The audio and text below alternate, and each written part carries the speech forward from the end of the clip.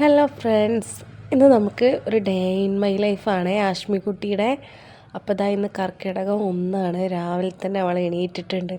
നല്ല സന്തോഷത്തോടെ കേട്ടോ എണീക്കുന്നത്. ഇത് കുറച്ച് നേരത്തേക്കുള്ള സന്തോഷമാണ്, പിന്നീട് കുറുമ്പൊക്കെ ആയിരിക്കും. അപ്പോൾ അവളെ ഞാൻ കുഞ്ചിച്ച് എണീറ്റ് വന്നപ്പോൾ അവിടെ അത് അച്ചെടുത്തിട്ട് നഖം മുറിക്കുകയാണ്. ആ സങ്കടത്തിനാണ് മുഖം പൊത്തിയിരിക്കുന്നത്. ഇത് ഓരോരോ കോപ്രായം കാട്ടുകയാണേ. അവൾക്ക് നഖം മുറിക്കാൻ ഭയങ്കര പേടിയാണ്. അപ്പോൾ അത് ആ ചുണ്ടൊക്കെ കുറിപ്പിച്ച് വയ്ക്കുന്നുണ്ട്. പിന്നെ അത് അച്ഛൻ തന്നെയാണ് കുളിപ്പിച്ച് കൊടുത്തത്. രാവിലെ തന്നെ വേഗം കുളിപ്പിച്ച്. ആ നേരത്തെ കുളിച്ചതിൻ്റെ ഗൗരവം ആ മുഖത്ത് നന്നായിട്ട് കാണാനുണ്ട്. എന്തിനാ എന്നെ ഇത്ര നേരത്തെ കുളിപ്പിച്ചതെന്നുള്ള ഭാവമാണ്. പിന്നെ അതാ അവിടെ തൊഴുത് നിൽക്കുക കേട്ടോ. ഇതൊന്നും ആരും പറഞ്ഞു കൊടുക്കണ്ട. വെളുക്കൊക്കെ കണ്ടാൽ അവൾ വേഗം തൊഴും.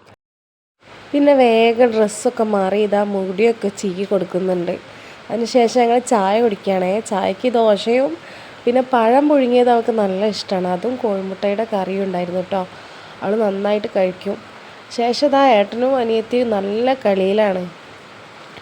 പിന്നെ കുറച്ച് നേരം കഴിഞ്ഞപ്പോൾ അവളുടെ അച്ഛനതാ വണ്ടിയിലേക്ക് എടുത്തുകൊണ്ടായിട്ടുണ്ട്. കുറച്ച് നേരമൊക്കെ അങ്ങനെ പോയി. ആ സമയത്താണ് ഞാൻ എന്തെങ്കിലും പണിയെടുക്കുക കേട്ടോ. തിരിച്ചു വന്നപ്പോൾ ഇതാ മുറ്റത്തൊന്നൊക്കെ ഓടിക്കളിക്കുക. അതൊരു പൂച്ചയെ കണ്ടോ, പൂച്ചയുടെ പിന്നാലെയാണ് ഓട്ടം കേട്ടോ. പോകുമ്പോൾ ഒരു വിളിയുണ്ട്, കുട്ടിരാമാന്നൊരു വിളി വിളിച്ചിട്ടാണ് പോവുക. ഇതാ ഈ വരവ് കണ്ടോ, ഇത് പാല് കുടിക്കാനുള്ള നുണ വന്നപ്പോൾ ഓടി വരിക കേട്ടോ. അമ്മേ ഇഞ്ഞാന്ന് പറഞ്ഞിട്ടാണ് കരച്ചിൽ. അത് കഴിഞ്ഞിട്ട് ഇതാ ഞാൻ കുറച്ച് മുസമ്പിയൊക്കെ നന്നാക്കി കൊടുത്തിട്ടുണ്ട്. മോൾക്ക് ഇത് കഴിക്കാൻ ബുദ്ധിമുട്ടായ കാരണം ഞാനത് പീഞ്ഞിട്ടാണ് കേട്ടോ കൊടുത്തത്. അത് പീഞ്ഞ് കൊടുക്കുമ്പോൾ അവൾക്ക് നല്ല ഇഷ്ടമാണ് കണ്ടോ, എക്സ്പ്രഷനൊക്കെ ഇടുന്നുണ്ട്. അത് കുറച്ച് കഴിഞ്ഞപ്പോൾ ഞാൻ കുറച്ച് കഞ്ഞി കൊടുത്തു കേട്ടോ. പിന്നെ ഒരു നല്ലൊരു ഉറക്കം പാസ്സാക്കി നീച്ച് വന്നു. ഇതാ ബിസ്ക്കറ്റാണ്. ബിസ്ക്കറ്റ് കിട്ടിയ പാടെ ഓടുന്നത് ആർക്കെങ്കിലും കൊടുക്കേണ്ടി വരുമെന്ന് വിചാരിച്ചിട്ടാണേ.